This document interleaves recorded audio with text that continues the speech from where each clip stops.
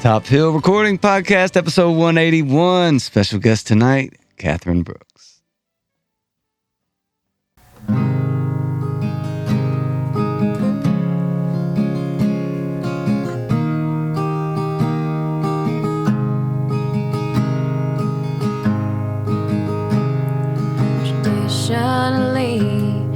Traditionally, when you love someone, you just want to see where the time goes.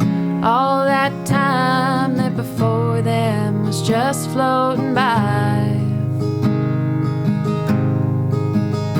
But something in you, yes, something in you got scared off from trying something new. Easier to say, all the love's done in return, it's just passing through. All those golden hours spent in your arms meant so much more than the minutes of blue anger we held in our hearts. Now just sit on my porch steps when the day is through. And loving you was never easy, but it sure was something to do. Just passing through, sure will give you something to do till you get to the next place and love looks you straight in the face. Nowhere to run, nowhere to hide, each corner looks like what you left behind. I'm still standing here, darling, it's true, I never did intend to meet you. All those golden hours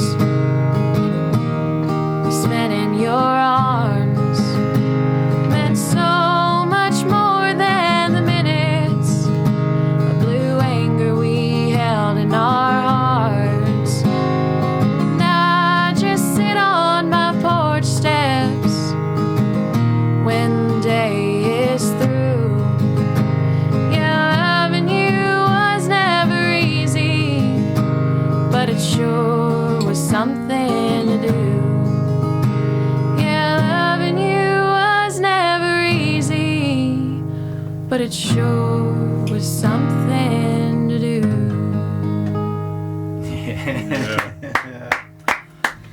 Good job. Good song. Yeah. All right, you throw that thing down. All right, man, check it out.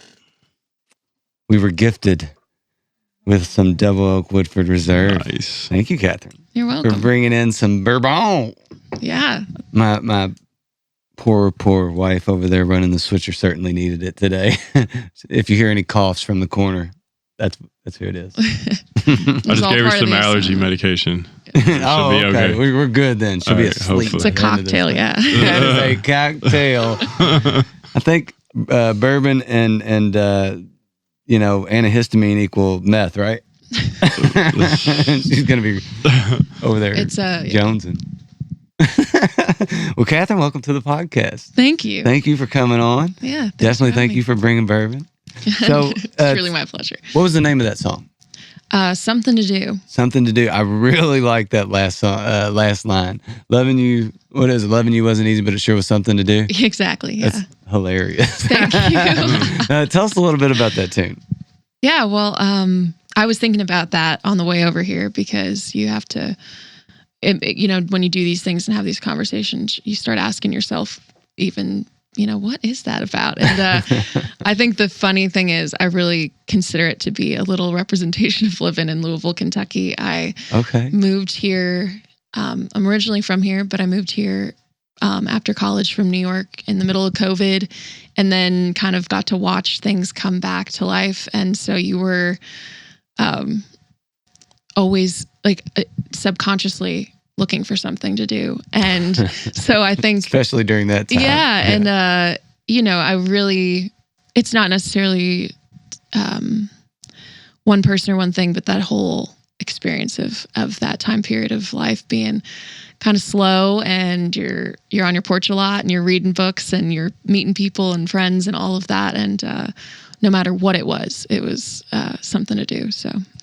All right, so I don't want to gloss over the New York thing, but I do want to, because I really want to dive into that and kind of get your experience of that, because I would imagine moving from New York to Louisville in any time, you would almost feel like you're still looking for something to do, because New York is such a big, busy 24/7 city. Absolutely. Which I don't know, I've never experienced it, but it just, that's what it's not. You have to experience it at least once. I think everybody does. Absolutely. Yeah. All right. So, but we're going to start with the normal questions. Yeah. All Crossover will come back. I've wrote it right here. New York. I imagine we'll get there anyway.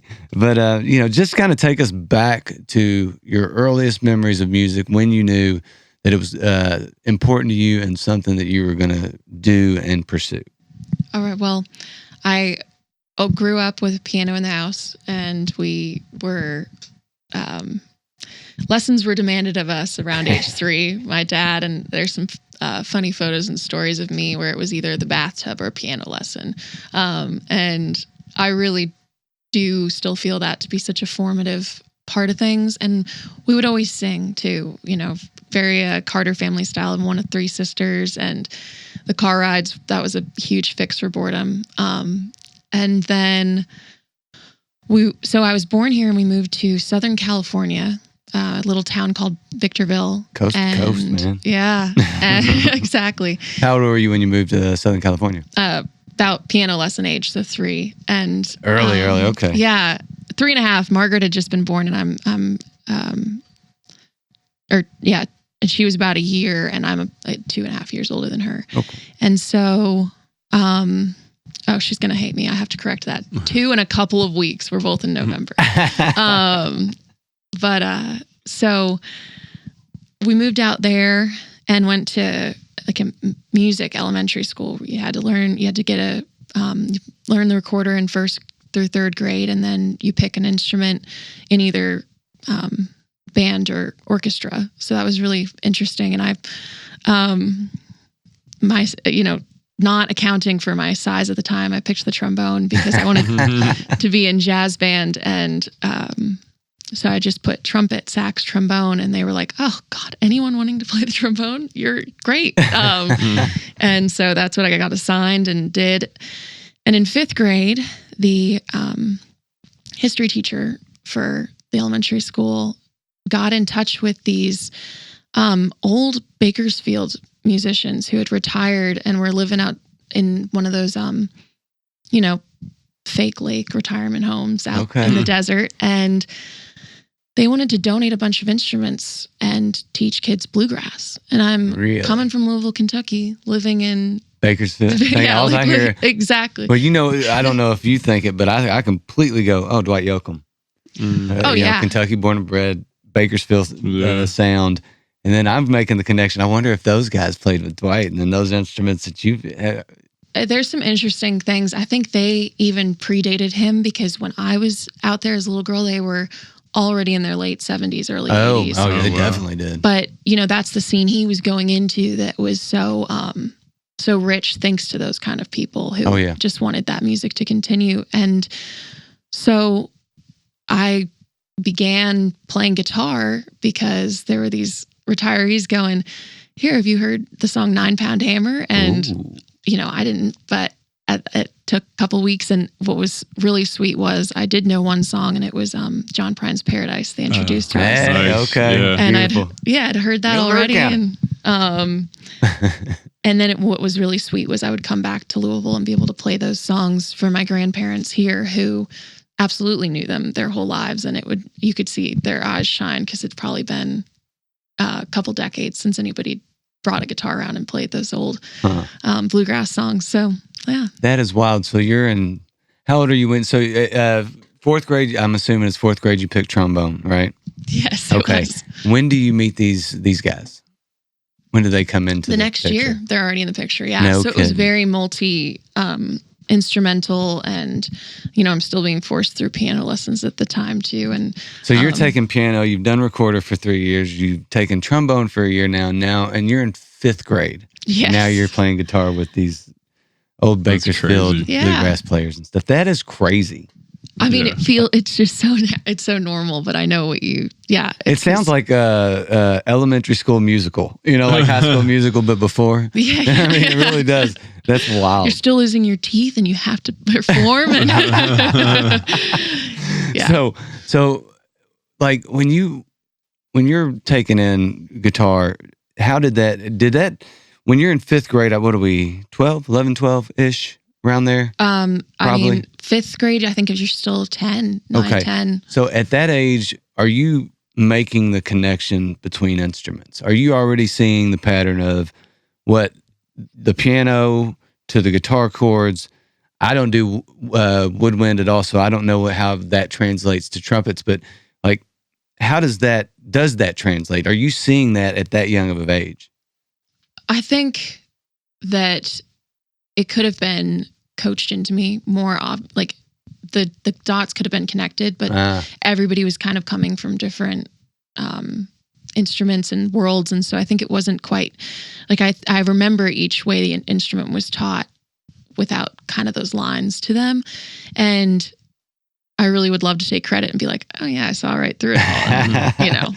And, I wrote the music theory book, but I think that was stuff I kind of grasped later in high school, and even you still see connections now that, but what I liked was when I would play one thing, I would then either try and play it on the other or, go back and get some inspiration, and it would make me want to play something different on each instrument, which was a really a fun way to grow musically, I think. I could imagine.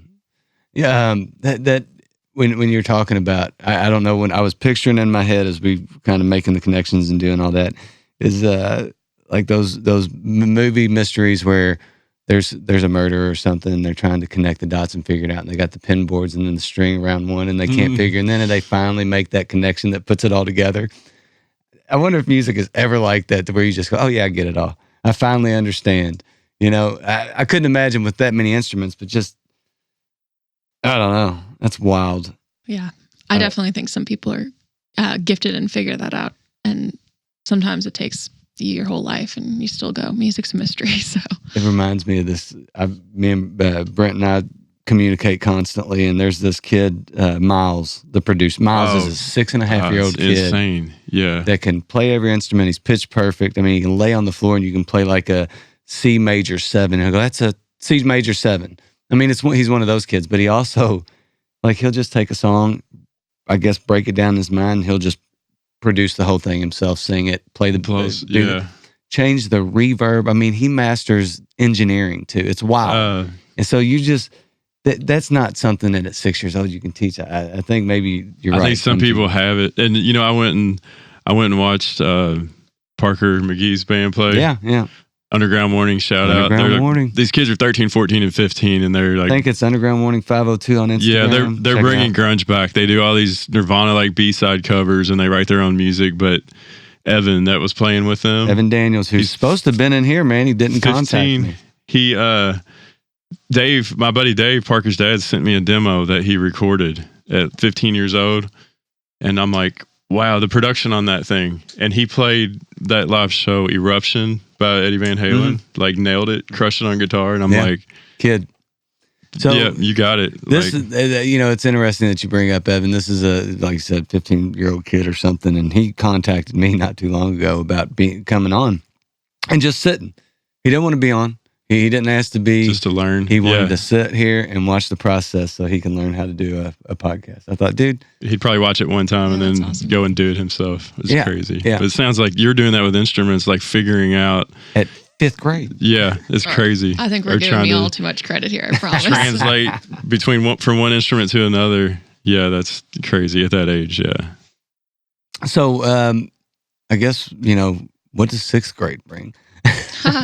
So where do we go from like actually, we're into what a perfect transition. So, we moved around a lot because my dad was an engineer, and so 6th grade brought the final year in California, and we went after that and moved to Pennsylvania, which was rural or city? Rural. It was a small college town, Kutztown, about an hour out of Philly, 2.5 hours out of New York. So really nicely set in the middle of these big East Coast cities, but where you still, we had a couple acres and got to run around, and I played music there, and that was really the first place I got introduced to people my age starting bands. You know, that's about that age that starts happening everywhere, but it was really fun because my graduating class was 110 people, so we were a teeny little community, but had a lot of fun being creative with that. And so I remember bands would start and we'd go rent out the Moose Lodge and throw like our shows in there and stuff like that. And, excellent. You know, it was a 20-minute rural drive out to it every time from town and back. And so that was kind of a fun, formative music experience too. But I would imagine it would be interesting. You know, most kids when they start bands, it's you know, hey, start band age. They all start because they're no good.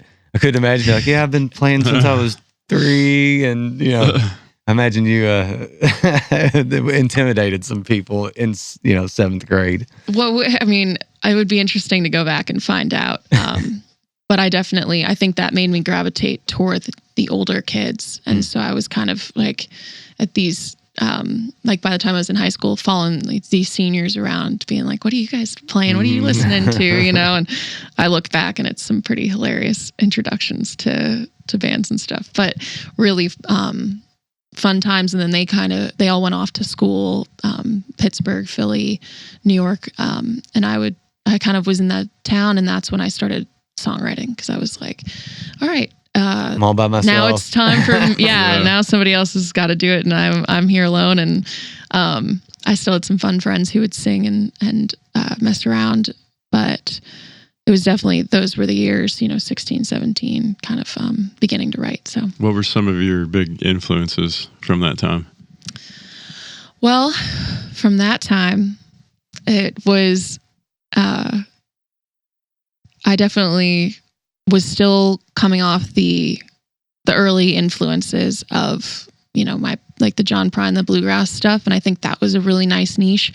But that was about the time I also, discovered the 60s folk scene in New York and like Pete Seeger and stuff like that. Yeah. Pete and Woody and Bob Dylan is still a huge influence on me.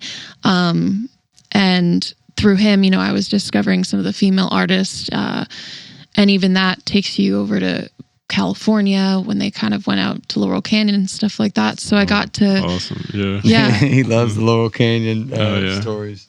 Oh yeah, it's really, it was fun to unpack, and the music at the time that my peers, we were all like discovering Regina Spektor and Head in the Heart, and I mean that was even when the Lumineers had one album and it was like teeny and nobody knew about it. And I remember we would kind of like those bands that are huge names now they were still young too. So it was fun to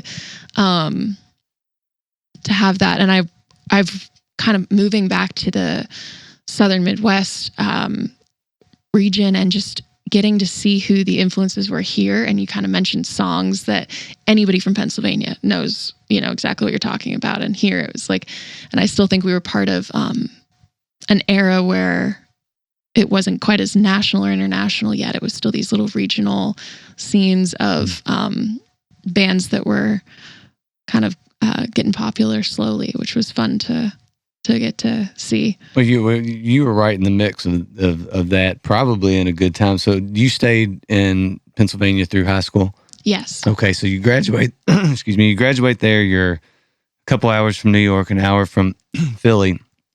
Because which takes us to, I guess you take off to New York to go to college, right? Yeah. Right, tell us a little bit. Where'd you go? What happened there? Yeah. So I took a gap year. Okay. That was, kind of an intention. And then as I was getting closer to college, I just still wasn't finding the spot. And my dad had said, no, you can't go to New York. It's big and scary, even though he's from Long Island. So I was like, but that was, so I was kind of writing that out of my mind but not, and I looked at, I mean, my mom's from here. So I looked at UK, I looked at U of L. I was like, convinced I wanted to go to some big state school where I could, grow like this, I was interested in obviously being in the masses and then my dad pulled this school up and he was like, all right, I found, let's go look at it. And it was in New York and it was a small liberal arts school in downtown Manhattan. Kind of nothing like anything else I was looking at. It's called the King's College and we're going to see if it makes it through COVID. It's not really looking like it. Really? Yeah, I'm still on their email list, I guess. And so I get these like, the board is still talking about or figuring it out. And, I wish the best. It is also like, all right, well, I got what I needed out of there. I got my degree. I'm good. Good luck to you. Yeah. But it's a neat community. All of my, my closest friends from that period of time are all still in New York. And I'll be visiting them soon, which is fun. And so I love that I still have that connection to the city, thanks to going to school there and being there 4 years. And yeah, so go ahead. Was it shocking when your dad was the one who brought that college to you downtown? I think I was just kind of like, grateful, let's say, that he, gave in a little bit, more than shocked. I was like, all right. Didn't know I was good this week, but here we go. Well, do you want to play us another one? Absolutely. All right, tell us what you got. What's the next one you're going to play for us? I was planning this a little bit, so I'm going to play one that harkens back to those early music years. It's a song, I released an EP in January that this is a single off of as well, and it's called Capistrano. I was listening to this one earlier. Yep. Dig it. Nice. Starting up and quitting, not giving a chance for a beginning. Glorified one-night stands. Hard to be the bad guy, better sooner than after time's gone by. Forgiveness is asked, not a demand. Bunch of delicate creatures placed here in the ether, all here for a show. Can't count on each other or do it alone. Pray you accept the secrets you'll never know. Why does the wind blow? Why does the moon rise? Why is a baby born somebody else's eyes? Why does the cock crow? Why does the swallow go?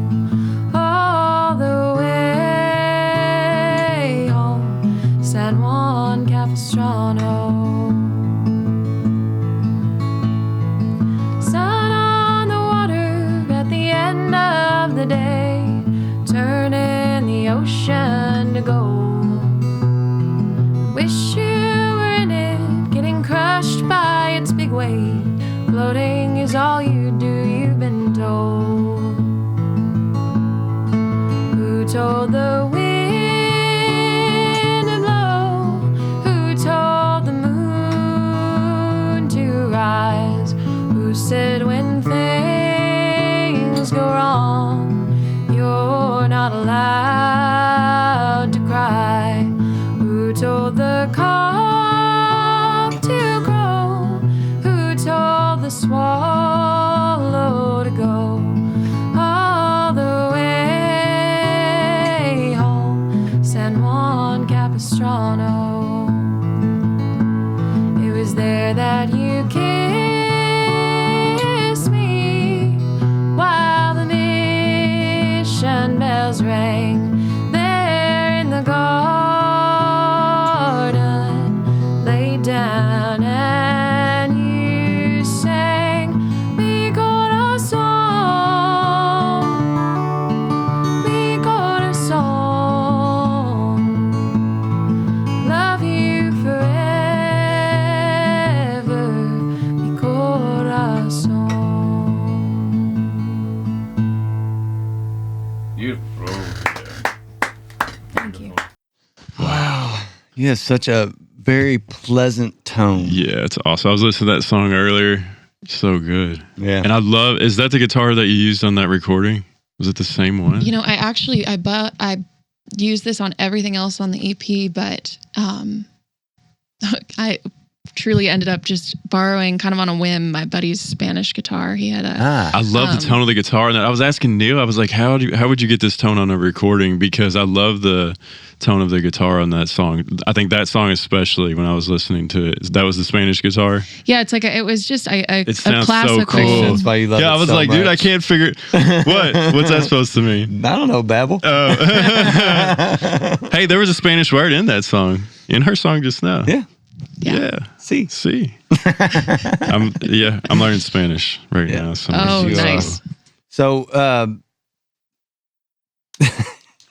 what's so I funny? don't know. Why is that funny? It's not. So, songwriting. I wanted to kind of go back and touch on that a little bit because you said you started writing about the time, sophomore in high school. Mhm. What does that process look like for you? How do you go about it? Like, do you sit down and write daily? Do you wait for inspiration? How does that work? I try to do a combination of the two.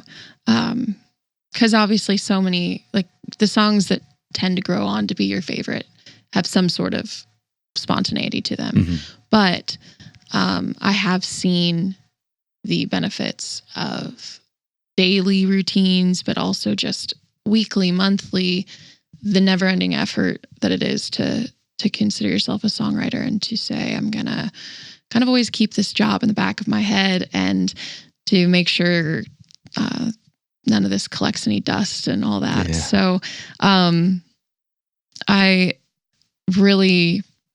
one of the big things about moving back to Louisville, Kentucky for me was I wanted to pursue music. I wanted a little break from what was such a grind where you couldn't really sit aside multiple hours in a day to do this. And not that you can't, I just, I knew the ease of like coming here and getting that being the important routine for me to build. And, so I've seen the benefits of that. You know, when I've been the most free, I think that there's been these bursts of multiple songs coming at once. And then you go a couple months and you write the best thing you've ever written and it came out of nowhere. So it's really, And then you're like, are you serious? yeah, exactly. So with was the move coming anyway? I mean, you're in New York, you finished school. Was it based on I'm going to get through school and then I'm going to find a place to land, or was it something COVID related? Because I know I hear New York was really tough during COVID, especially in the city, Manhattan. Well, did that prompt it, or was it always kind of the plan? It really was always in the back of my mind. This post grad, I knew I didn't want to go get a desk job. I didn't want to go work the New York bar scene and figure that out for, and really like try and like, I knew music was what I wanted to really become the focus. Even though I didn't go to school for that, I just was, the whole time I was in school, like, okay, I need to get out and just give this the real effort. And so I think that, and I knew Louisville was a really cool scene. Like I had been meeting people, hosting people, passing through who, were like, in bands, and it was exciting. And I kind of was like, all right, I feel like, and people that were coming from Nashville and Louisville in this area were really, enjoying the music I was writing. I kind of sometimes would find it hard to get New York people to understand, or like, they wanted me to come with some sort of backing track or something. And I was like, I think that if this is where people are getting it, and there's already buddies there, and it's a good, fun thing. And then COVID really just gave me the chance to have no choice, because I can be the type that, all right, I'll think about this, and I'll think about this, and I'll think about it. So I think it was a little meant to be, that push here. And so I kind of followed that with some pre-thought and some destiny. So. And speaking of that, you were talking about having support here. It's awesome you're here, because I think we've had like 5 people mention your name. Yeah. Like other guests on the podcast, because, one of the questions we kind of ask, like, local artists that you're listening to, whatever. But I think we've had like 5 people say Kathryn Brooks. Yeah. Oh, cool. Yeah. So I think that Brad booked you. I highly recommend it. Yeah. Yeah. But that's awesome to have that support. Absolutely. Yeah. A lot of I've actually really enjoyed getting to see friends come on here, and I've had more than 5, so we're gonna have to figure out who. But one had the same last name, but no relation. Yeah, he's like, we're not related. Yes. Yeah. Nate, I know. I'm not trying to get my wife or my sister or my anything on here. I don't. Yeah. Yeah. So how is it? Is it everything that you thought it would be? I mean, to me, the scene here seems like it's thriving. Singer-songwriter is a big deal. There seems to be a lot of cohesiveness in the Louisville music scene. Has it lived up to what you were hoping it is? And how have you adjusted? I mean, like, what's the difference? Did you play out in New York ever? I was just kind of getting the start of that. Okay. And we took a fun little, I've had a group of buddies who are functioning as a band. They're all in their own projects, so that, you're kind of like, well, when you guys are free. But we somehow, we made it up to New York for a couple shows from here too, which is fun. Oh, cool. But I was getting my feet wet there. A lot of it was, okay, a couple school friends were putting on something, and you get involved with that. Less than okay, I'm trying to book myself somewhere. Mm-hmm. And then coming back here, when I very first got here and everything was starting to open back up, everybody was saying, it was really, you should have been here before COVID. It was just it was amazing. Everybody was, there was something every night, blah, blah, blah. And I kind of, and I was like, wow, this is totally ripe for, the feeling initially for me was, this is kind of what they say about those scenes where, everybody's kind of doing it and like-minded. And so I saw a lot of potential where I think a lot of people were seeing, were having a hard time coming back from what they had already experienced. But, sticking it out and really seeing everybody adapt. And then a lot of people that I know who are musicians in the scene now are all, since COVID, kind of doing their thing. Yeah. Whether it be they moved here since then, or that just sparked some interest to be like, it's time. So it I don't know if everybody, and a lot of new bands, like a lot of bands that were ended and restarted as something else. So, absolutely not what I expected, but I also am happy that it was in some ways what I thought, and in others not. Because, Interesting. That's a really nice perspective to have about it, especially just being open-minded to go, all right, let's see where it goes now. Yeah.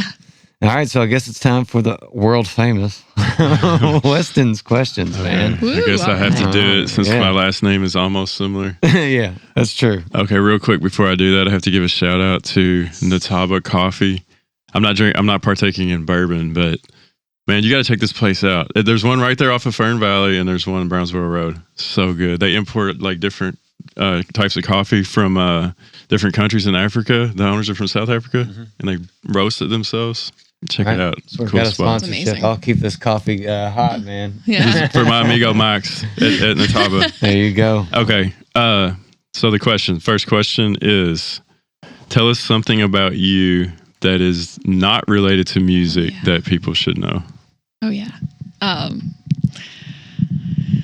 shoot, I remember I read these earlier and I was like, I need to prepare these. It happens every time. I believe you.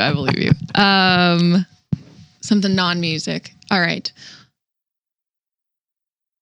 It's always the hardest question. It By is. the way, everybody's Really? like, what Well, are yeah, we talking about? Your brain is What do you so mean on one non-music? thing. And really, I just don't want to do that. I've played soccer, so. Hey, there you go. That counts. It does count, but I think, all right, non-music, I definitely, on top of loving and writing music, have aspirations of writing other things. I have a very proud small library of books I collect. I just, I love reading. I think it's, when I go too long without doing it, I start to notice it in myself. And How so? I think I just not as at peace, just genuinely. I think if you put yourself aside and, or for me at least, if I read a little bit every day or, a lot every other day, then I feel really, I do just really get back in tune with, I think it's the time I'm not thinking about other things. Yeah. So, and I also, I work in film. I studied that a little bit in college, and then the scene here is amazing. On top of the music scene, but the film scene, it's super up and coming. It is definitely up and coming. They're doing a lot. They're putting together a lot of incentives to bring the scene here. So. Exactly. And people are rising to the occasion, which is really nice. I have a lot of friends that's what they do, and they'll hire me for odd jobs. So are you like an independent contractor kind of deal? Absolutely, yes. Awesome.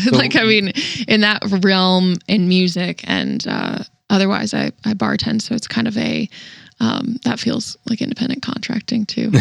Completely independent contractor. All right. Next question is, tell us about a nightmare gig or something crazy that's happened while you've been performing. This one I did think of, and I really, I'm twisting this positive, but it was so I got to play for the first time ever with drums for Poor Castle, on my own music. This last Poor Castle? Yeah, Okay, which was right really on. fun. We, and the amount of people that were like, Poor Castle? And I was like, but Poor Castle Music Fest, which is just this local fest awesome. here in Louisville. Yeah. Love It's, Poor Castle's made for guys like me and Brent and my wife. Yeah. We can't afford Poor Castle so much. We like Poor Castle. Yeah. And I got to be honest with you, I think Poor Castle was a better lineup this year than Poor Castle Fest. Yeah. Personally. Yeah. Oh, yeah. Oh no, it is really Totally. fun, and it's regional artists, so you get to really see kind of a variety and people you might actually just run into places, which is fun. And the accessibility. You can talk to the artist, you can talk to other artists, you can yeah. Okay. Yeah. Sorry, And- I will not interrupt it. Oh no, if you have a great point, feel free to. I haven't had one yet, so That was fair though. You definitely do, and you get to meet people as an artist who, and meet other artists really organically. Yeah.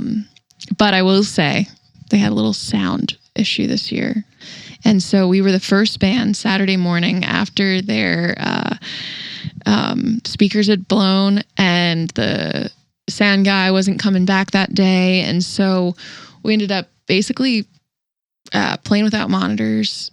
They made their best effort. That's so hard. But it was really, and like I said, it was the first time we were playing these songs with a drummer, and just, I really think it was a bit of a trial by fire, but because of that, we still had a lot of fun. I think, and that was what I got to look at my bandmates and be like, very grateful for them, because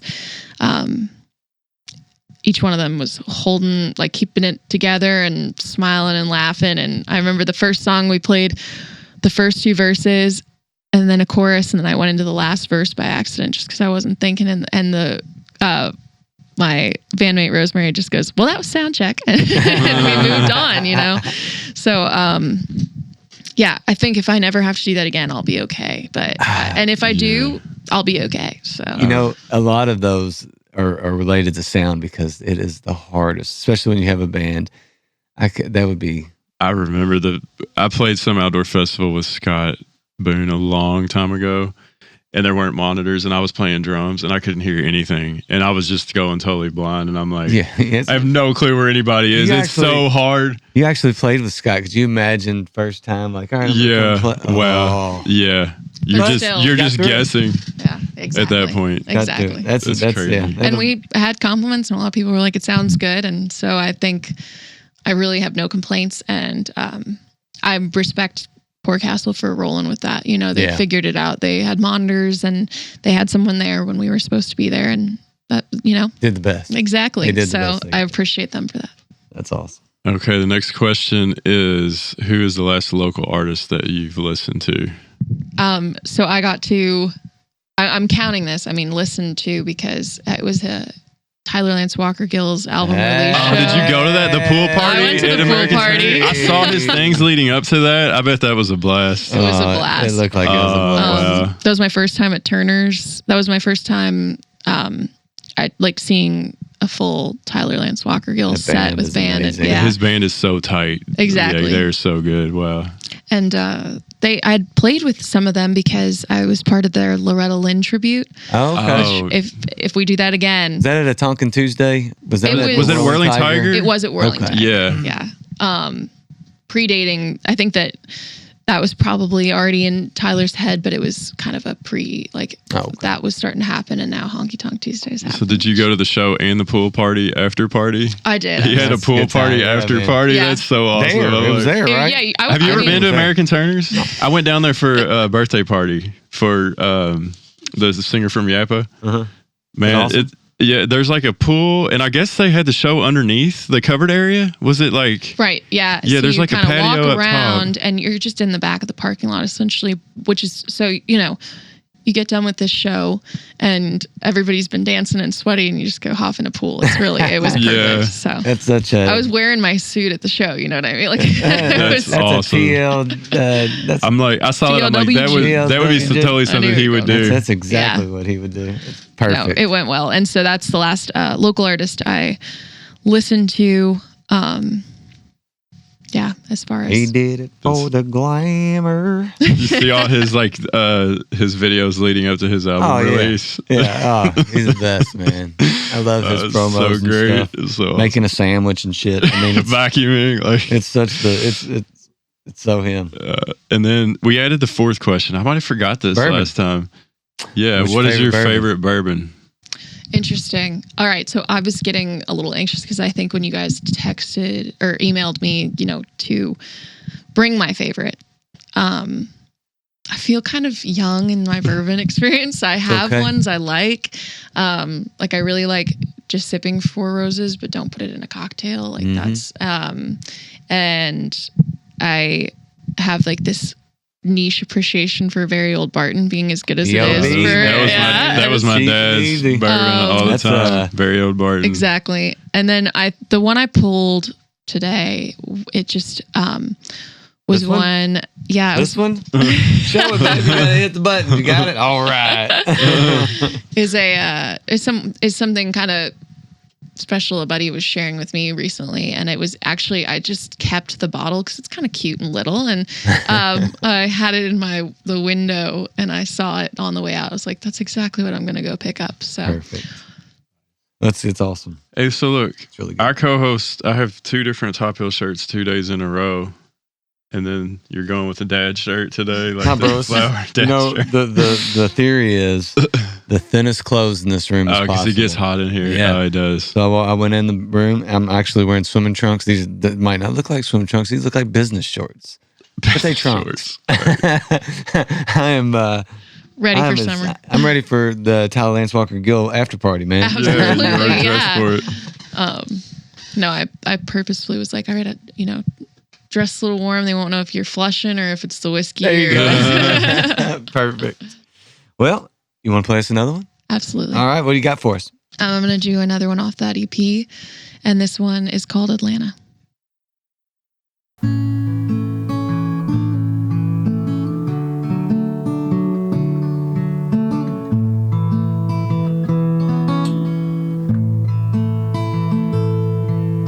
Came into my life one New York night, turned my world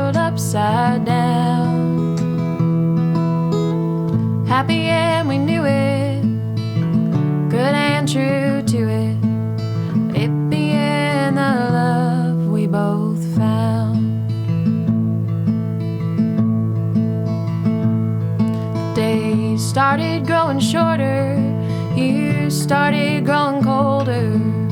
There were days I didn't hear from you at all. For my peace of mind, please tell me one time, should we keep it this or let the other go? Tell me now you still can.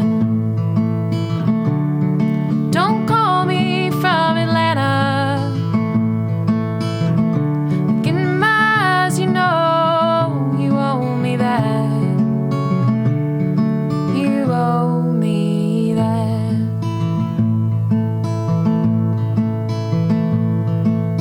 You may see my tears, but trust me, dear, would be better than hearing them over the line.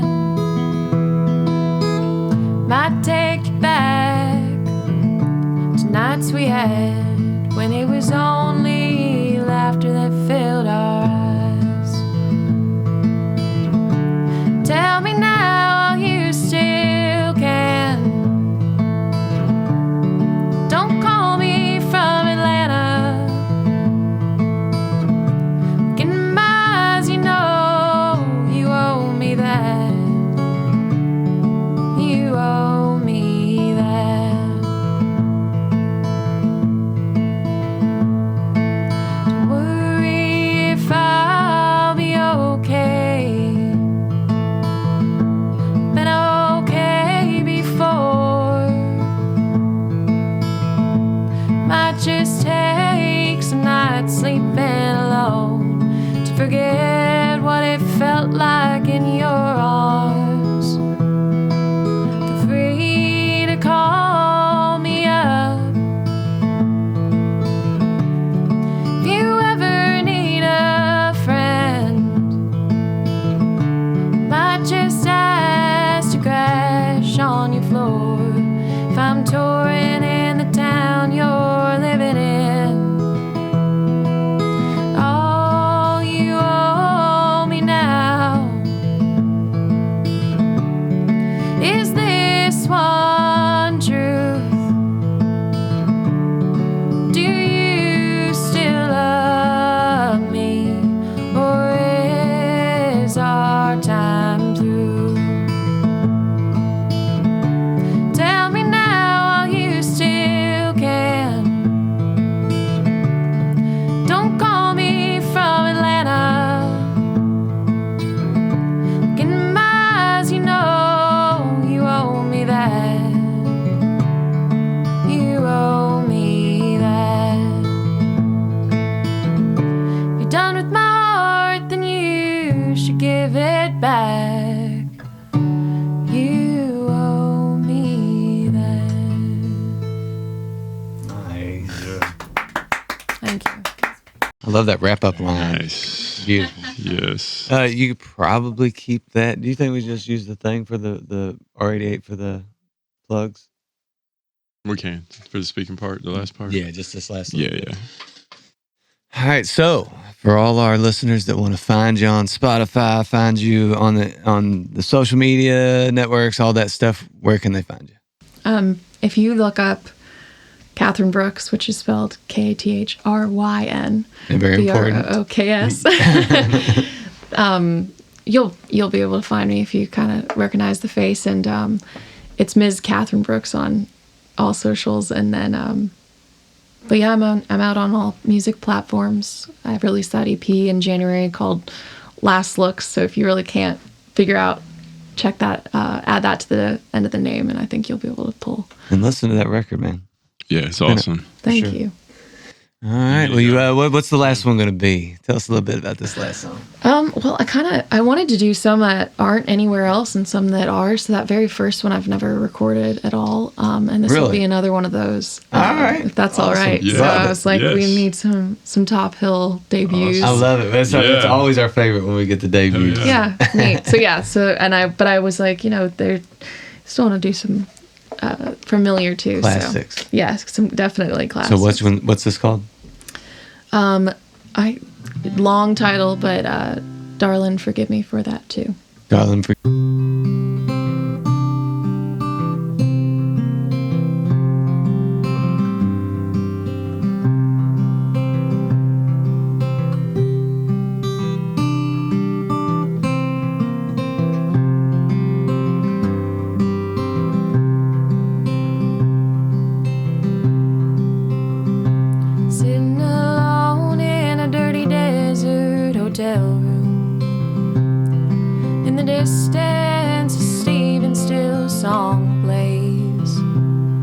Drinking sake that was bottled up in Folsom.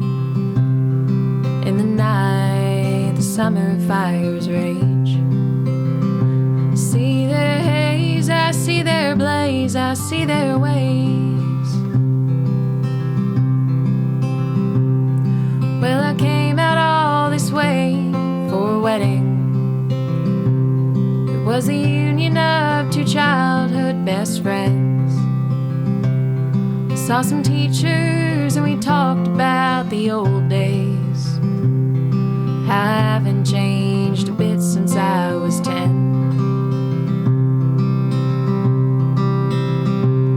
Except now I'm a good bit taller.